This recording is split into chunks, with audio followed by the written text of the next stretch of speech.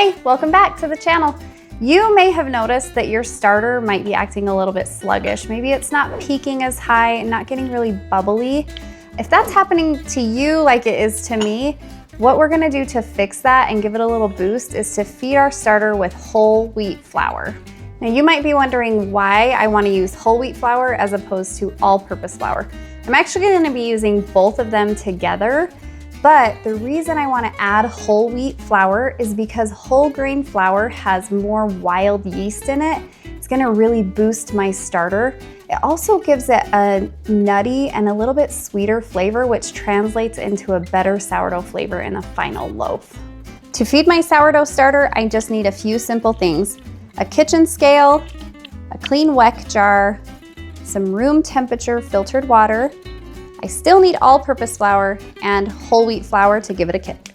So I'm going to put 50 grams of my starter discard into my clean weck jar.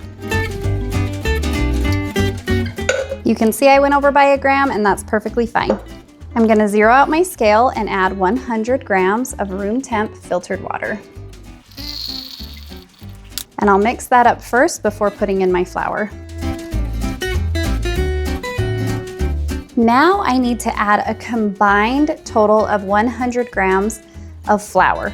I'm going to mix all-purpose flour and whole wheat flour.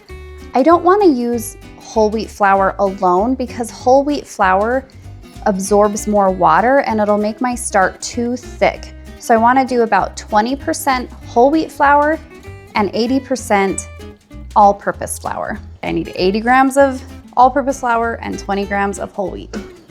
So here's our all-purpose flour first. Now I'm gonna add some whole wheat flour. Again, just 20 grams of this.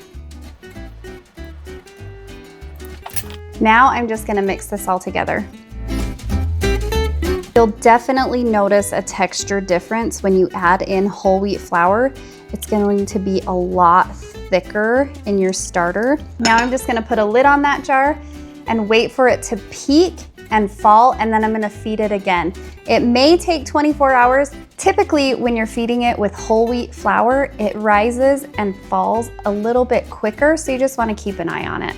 Now that I have fed this starter, I just need to wait for it to peak and fall, and then I'll be ready to make a leaven. To learn how to make a leaven, click this video right here.